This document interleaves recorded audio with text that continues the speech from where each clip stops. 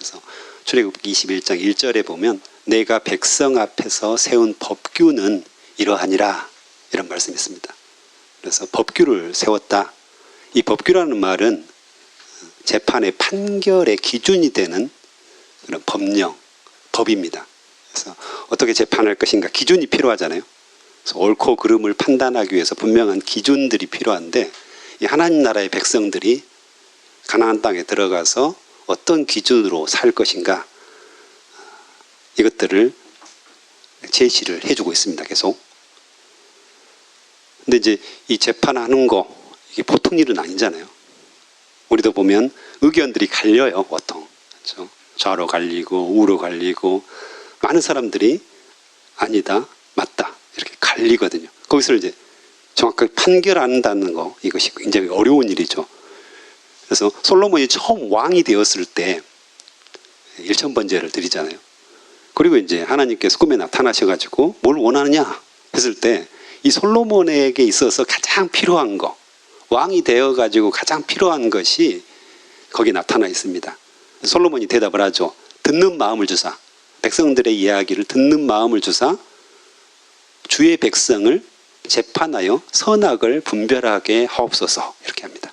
그래서 재판하는 것, 이것이 그만큼 어려웠다는 겁니다. 지금도 역시 마찬가지죠. 의견들이 갈렸을 때 어떤 기준으로 그걸 재판하죠? 이게 가장 쉽지 않고 어려운 일이라는 거죠. 그래서 처음 하나님의 나라를 만들었고, 그 다음에 이 가나안 땅에 들어갔을 때 어떤 기준으로 판결을 할 것인가, 이것이 굉장히 어려운 일이었다는 것입니다. 지금도 보면 유튜브를 좋아하는 분들 중에 이 가짜 뉴스가 엄청나게 떠도는 것을 우리가 알 수 있습니다. 생각보다 심각하죠. 그래서 계속해서 가짜 뉴스를 듣다 보면 이쪽으로 쑥 빠집니다. 이쪽 이야기를 들으면 이쪽으로 쑥 빠집니다. 굉장히 문제죠. 그래서 이제 우리나라가 굉장히 의견들이 갈리고 생각들이 갈리는, 서로 다투는, 계속 듣다 보니까, 가짜 뉴스를 듣다 보니까 거기에 완전히 심취해버리는, 그래서 그것이 늘 옳은 거죠. 분명히 잘못된 것들이 있을 텐데 무조건 옳습니다. 100%. 그런데 그리스도인들이 뉴스나 그런 가짜 뉴스나 유튜브 이야기들을 너무 많이 듣는 것은 성경적이지 않습니다. 혹시 그런 분들이 있다면 말씀으로 돌아가십시오. 우리의 기준은 성경 말씀이지 세상의 풍설이 아닙니다. 너는 거짓된 풍설을 퍼뜨리지 말며 라고 1절에 분명하게 이야기를 합니다. 세상의 이야기, 세상의 풍설, 세상의 기준, 세상의 판단, 이것을 우리 그리스도인들이 받아들이고 흔들리는 삶이 아니라는 겁니다. 오히려 세상의 풍설보다 훨씬 권위가 있으시고요, 훨씬 더 의미가 있는, 우리는 성경을 기준으로 세상을 판단하는 자들입니다. 세상의 판단을 받는 자들이 아니라는 거죠.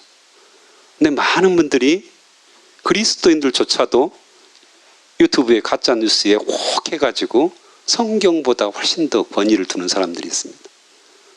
아주 큰일 날 사람들이죠. 우리는 하나님의 기준으로 세상을 판단하는 겁니다. 세상의 이야기를 듣고 마음이 흔들려서는 절대 안 된다는 겁니다. 진리의 기준이 있는 거죠, 분명히. 우리가 믿고 따를 기준이 성경에서 나오는 거죠.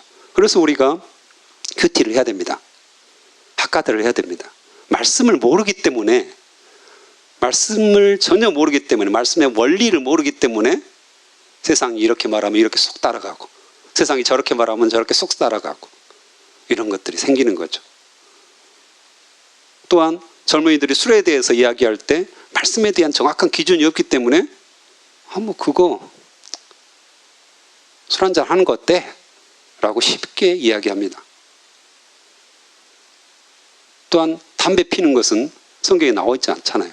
어떻게 말씀하실 겁니까? 이거 다 성경적인 원리로 풀어서 해석할 수가 있는 거거든요, 다. 그런데 모르니까 모르니까 옆에 친구들, 세상의 말들, 이 풍설들에 휩싸여서 그렇게 살아가는. 그래서 오늘 새벽에 우리가 기도할 때 주님 저에게 말씀의 기준을 주시옵소서. 흔들리지 않는 말씀의 기준을 주시고 이걸 가지고 세상을 판단하게 하시고 또한 세상을 돕게 하시고 또 세상을 이롭게 하는 그런 일들을 할 수 있도록 역사하여 주시옵소서. 그리고 이제 1절부터 9절까지 첫 부분에는 재판에 대한, 송사에 대한 이야기를 쭉 그거로 합니다. 그래서 위증하지 말라. 그리고 다수를 따라서, 다수결을 따라서 가지 말라. 민주주의의 가장 폐허가 될 수도 있거든요. 악을 모든 사람이 따르면 그게 민주주의입니다. 다수결에 따라서. 소수 의견이 무시될 수 있는 게 민주주의가 될 수도 있죠. 그래서 다수결을 따라서 부당한 증언을 하지 말라고 하죠. 그리고 3절과 6절 같은 경우는 가난한 자들을 위해서 이야기를 합니다. 그래서 송사가 있을 때 가난하겠다고 해서 그 사람들 편들지 말라는 겁니다. 불쌍해가지고 너희들이 다 오라. 이것도 아니랍니다. 그리고 또한 가난하기 때문에 무시하고 부자를 편드는 이것도 아니라고 말합니다. 그래서 늘 공평하고 공의와 정의를 가지고 특별히 말씀의 기준을 가지고 재판하라고 이렇게 이야기를 합니다. 그리고 8절에 보면 뇌물도 받지 말고, 뇌물을 받으면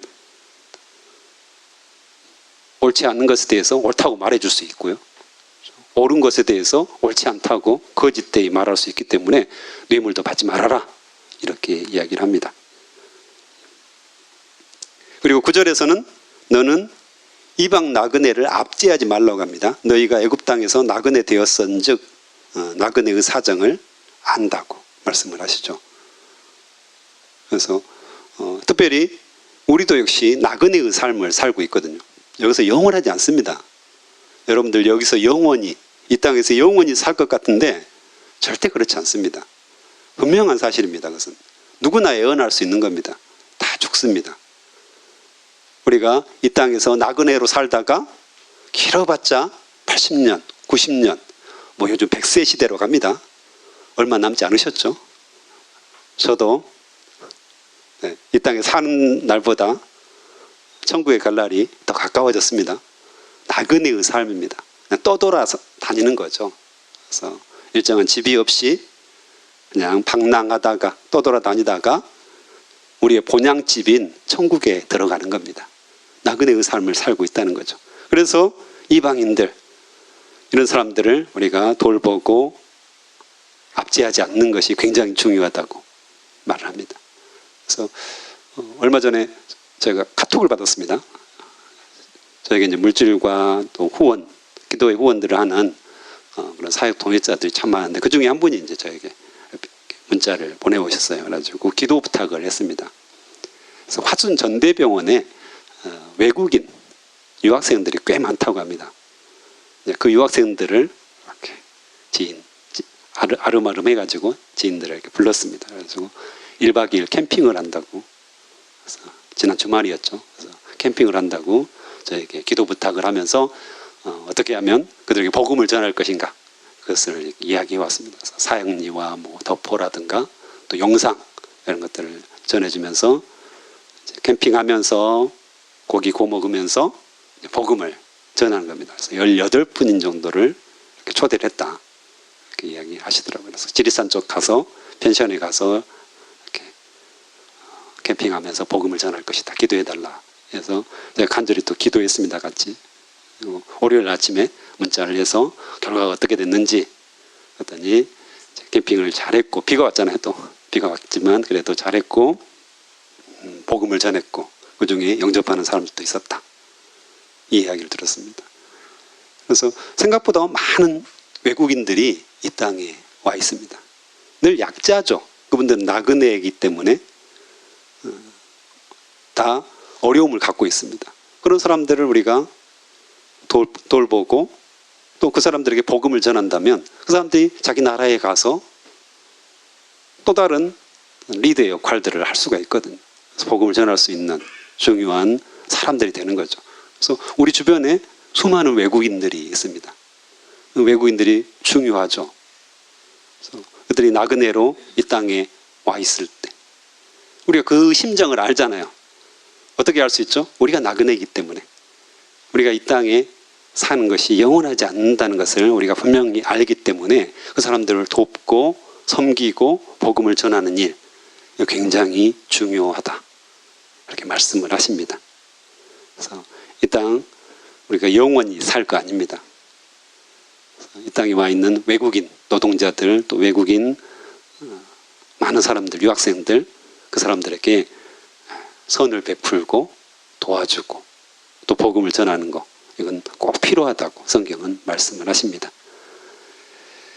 그리고 13절 보면 내가 내게 이른 모든 일을 삼가 지키고 다른 신들의 이름을 부르지도 말며 내 입에서 들리게도 하지 말지니라 말씀하시고요. 우상을 섬기지 말라는 거죠. 우상을 섬기면 축복을 받을 수 없다. 성경 분명히 이야기하시잖아요.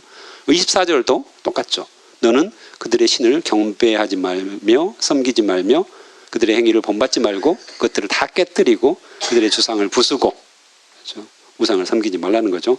32절에도 너는 그들과 그들의 신들과 언약하지 말며 언약하지 말라 이렇게 분명히 말씀하시죠. 세상과 언약하지 말라는 거잖아요. 세상. 특별히 사단이 세상을 통해서 계속해서 우리를 유혹하고, 그렇죠? 우상을 숭배하도록 이야기를 하잖아요. 이제 그 당시에는 이제 이런 진짜로 신상을 세워가지고 우상을 숭배하는 것이었다면 지금은 어떤 우상들이 우리 주변에 있죠? 하나님보다 더 사랑하는 것들 많이 있잖아요. 사단은 우상을 통해서 뭘 말합니까? 뭐 이를테면 돈을 통해서 돈이 너를 구원할 거야. 너의 삶을 구원할 거야. 돈이 너를 행복하게 해줄 거야. 돈이 너를 지켜줄 거야. 돈이 너를 보호할 거야. 근데 하나님께서 뭐라고 하시죠?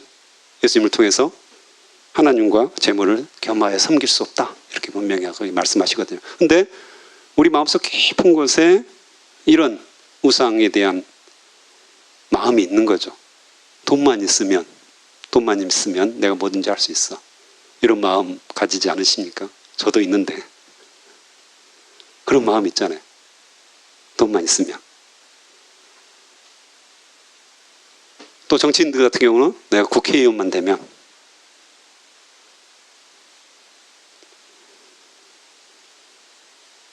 또 자녀들이 내 노후를 보장해 줄 거야. 요즘은 이제 그런 생각들을 많이 안 하시는데 요즘 부모님들은 많이 생각하셨죠. 자녀들이 나의 노후를 책임져 줄 거야. 의존하는 거죠. 이런 것 등등. 우리가 의존할 만한 것 같고 우리를 보호할 만한 것 같은 그런 수많은 것들이 우리의 우상이 된다는 겁니다. 근데 성경은 뭐라고 말씀하십니까? 25절에 보면 내 하나님 여호와를 섬기라. 그분이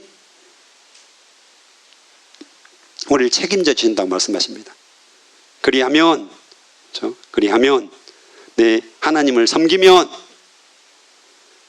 첫 번째로 여호와가 너희의 양식과 물에 복을 내리고, 그렇죠? 먼저 그의 나라와 그의 의를 구하면 이 모든 것을 너희에게 더하시리라. 먹고 마시고 입고 의식주들을 다 해결해 주신다고 말씀을 하시잖아요.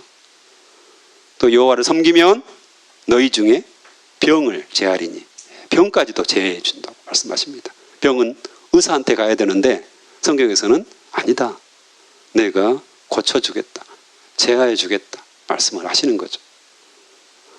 또 하나님을 섬기면 26절에 보면 내 나라에 낙태하는 자가 없고 임신하지 못하는 자가 없을 것이라. 불임이 없을 것이다. 이렇게 분명하게 이야기를 하시죠. 그래서 번성할 것이다. 너희 가정이 번성하게 될 것이고 믿음의 가문으로 세워져 갈 것이다. 말씀을 하십니다. 또한 내 하나님 여호와를 섬기라. 그러면 내가 너의 날수를 채우리라. 그래서 주님께서 뜻하신 대로 살게 하시겠다. 이야기를 하시는 거잖아요.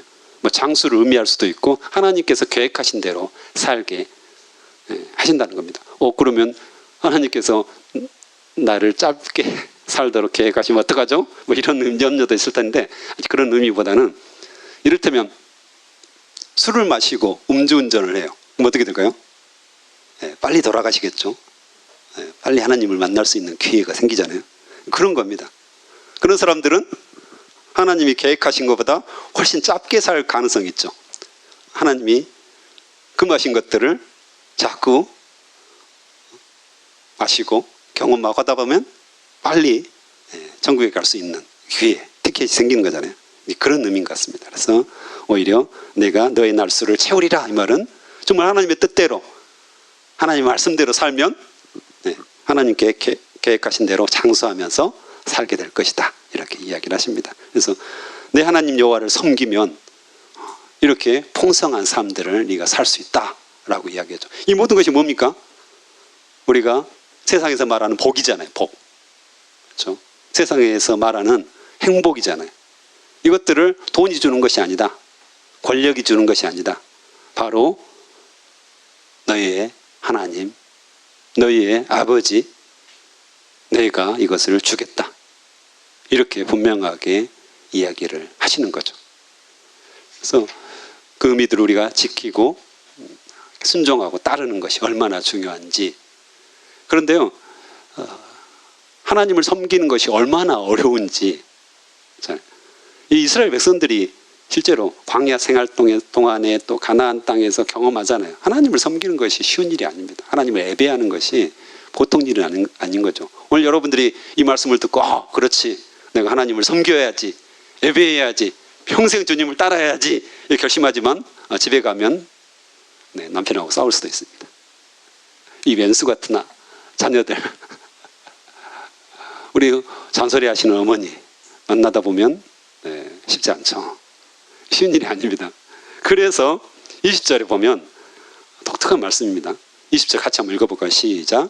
내가 사자를 내 앞서 보내어 길에서 너를 보호하여 너를 내가 예비한 곳에 이르게 하리니. 아멘. 네. 하나님께서 사자, 메신저, 먼저 보내시는 사자가 있다고 합니다. 어떤 분들은 이것을 천사라고 표현을 하기도 하고요, 모세라고도 표현을 하기도 하고요. 그렇죠. 먼저 보낸 사람이 있답니다. 먼저 우리 앞서 보내가지고 길들을 다 정리하신다고 말씀하십니다. 울퉁불퉁한 길들을 다 정리하시고 반듯하게 만들어 놓으시고 우리가 그곳을 갈 수 있도록, 이르게 하도록 만드시는 분이 있다고 말씀하십니다. 오늘날로 말하면 성령께서 이 일들을 하십니다. 예수 그리스도께서 승천하시면서 보혜사 성령을 주시겠다고 약속하셨잖아요. 그래서 성령께서 우리 안에 살아계십니다. 그래서 우리에 앞서서 성령께서 계속해서 일하신다고 말씀하십니다. 우리에게 어려운 일들 닥치고 또 근심하고 걱정할 만한 일들이 계속해서 닥치잖아요. 그렇죠? 우리가 결심하고 내가 하나님을 섬기리라, 하나님을 예배하리라, 하나님과 동행하리라 하지만 나의 결심은 나의 결심일 뿐입니다. 작심삼일이라는 말이 있잖아요. 그런데 그 이야기, 그 우리의 작심, 우리의 결단을 들으시고요, 성령께서 역사하시는 겁니다. 할렐루야. 우리가 기도하면 성령께서 앞서 행하신다고 분명하게 지금 말씀하십니다. 그래서 가장 좋은 것으로, 가장 하나님께서 뜻하신 것으로 우리를 인도하시고 주시겠다고 약속을 하시는 겁니다. 성령께서 행하신다는 거죠. 저도 이제 청년 사역을 하다 보면 제일 어려운 점들이 뭔지 아십니까? 청년 사역에 있어서 동기부여하는 겁니다. 최근에 이제 수련회가, 여름 수련회가 있기 때문에 동기부여를 하는데 이게 좋은데 이걸 어떻게 잘 설득하고 말해야 될지 이게 늘 어렵습니다. 안 가고자 하는 아이들, 알바 있습니다, 친구들과 여행 갑니다, 또 부모님과 여행 갑니다, 돈이 없습니다, 별 이유들이 다 있습니다. 또 학교에서 아카데미가 있습니다, 등등 아주 이제 복잡한 이제 문제들이 있잖아요. 그래서 여름수련을 통해서 이 학생들이 변화받았으면 좋겠고 하나님을 인격적으로 만났으면 좋겠고 또 열역학이라는 것이 있지 않습니까? 그것도 영역학이라고 해서 오히려 이렇게 모였을 때 함께 모였을 때 성령의 역사가 강하게 임하거든요. 우리 옛날에 모닥불 피워보셨잖아요. 모닥불도 하나씩 이렇게 따로 떼어놓으면 어떻습니까? 금방 꺼지는데 함께 모아놓으면 활 타오르잖아요. 그런 것처럼 이 젊은이들이 모아놓으면 그 안에서 변화가 일어납니다. 그래서 이걸 제가 알기 때문에 데리고 가고 싶은데 갖가지 이유들이 있습니다. 그래서 주여 하면서 늘 머리가 이제 복잡하죠. 지금 시기는 6월 말에 있기 때문에. 근데 늘 하나님 앞에서 제가 무릎 꿇을 때마다 이런 기도를 합니다. 성령께서 먼저 이 아이들의 마음속에 찾아가셔 주셔서 이들의 마음을 변화시켜 주시옵소서. 부드럽게 해 주시옵소서. 바로의 마음처럼 강팍하지 않게 해 주시옵소서. 부드러운 마음을 주시고 주님이 만져주시고 주님께서 역사하여 주시옵소서. 제가 입이 짧습니다. 어떻게 그들을 동기부여하고 설득하고 이 좋은 것들을 이야기할 수 있겠습니까? 사람의 좋은 말로 그들을 설득할 수 없습니다. 주님께서 역사하여 주시옵소서. 성령께서 먼저 찾아가 주시옵소서. 이 기도를 하거든요. 그럼 놀랍게도 하나님께서 사람들의 마음을 바꾸는 것을 볼 수가 있습니다. 그렇게 고집스러웠던 마음들이 풀리는 거죠. 이것을 우리가 기대하는 겁니다. 역시 마찬가지입니다. 우리 삶 앞속에 수많은 어려움들이 있는 거잖아요. 풀리지 않는 관계들, 풀리지 않는 물질적인 문제들, 풀리지 않는 여러 가지 어려움들이 실타래처럼 아주 꼬여 있잖아요. 우리 앞에는 그래요. 그래서 때로는 그것 때문에 절망하기도 하고 우울해지기도 하고 수많은 사람들이 뒤로 물러서면서 어려워합니다. 심지어는 자신을 해하기까지 하잖아요. 근데 어떻습니까? 오늘 분명히 내가 사자를 내 앞서 보내요. 성령께서 우리 앞서 가신다고 말씀하십니다. 약속하시는 거죠.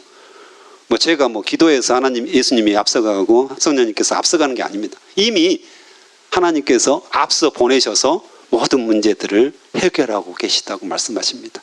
그것을 믿고 따라가느냐 아니면 그것을 신뢰하지 않느냐 우리의 선택이죠. 어찌 보면 오늘 새벽 기도를 통해서 그것을 믿는 겁니다. 성령께서 내 앞서 행하심을 믿습니다. 온전히 주님만을 졸졸졸 따라가겠습니다. 내가 앞서서 뭔가를 하지 않게 해주시고 성령께서 하신 일들을 감사함으로 따라가게 도와주시옵소서. 아멘. 이것이 우리의 믿음이라는 것입니다. 청종하고. 그래서 21절에 보면 청종하고 22절에도 청종하고 주님을 음성을 듣고 순종하며 따라간다는 겁니다.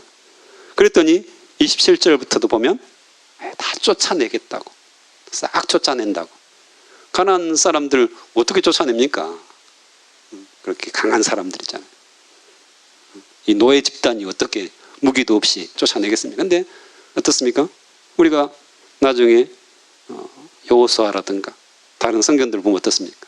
이 가나안 족속들을 다 하나님께서 앞서서 다 해결을 하십니다. 힘 안 들이고 이스라엘들은 그냥 줍줍 주워 먹기만 합니다. 실제로. 이것을 우리가 보게 될 거라고 성경은 이야기합니다. 그래서 우리가 주님 앞에 온전히 무릎 꿇고 주님 앞서 행하시는 성령님을 믿습니다. 행하여 주시옵소서. 역사하여 주시옵소서. 이렇게 무릎 꿇고 있으면요 하나님께서 다 정리하신다고 분명하게 약속을 하십니다. 그 약속을 믿어야 합니다. 우리가 그것을 믿지 않으면 내가 하게 되죠. 내가 하게 되는 순간 내가 먼저 하나님 앞서서 나가서 이 일들을 하는 순간 그것이 우상 숭배가 되고요. 하나님께서 원하시지 않는 일이 됩니다. 그래서 이 시간 함께 기도하시겠습니다.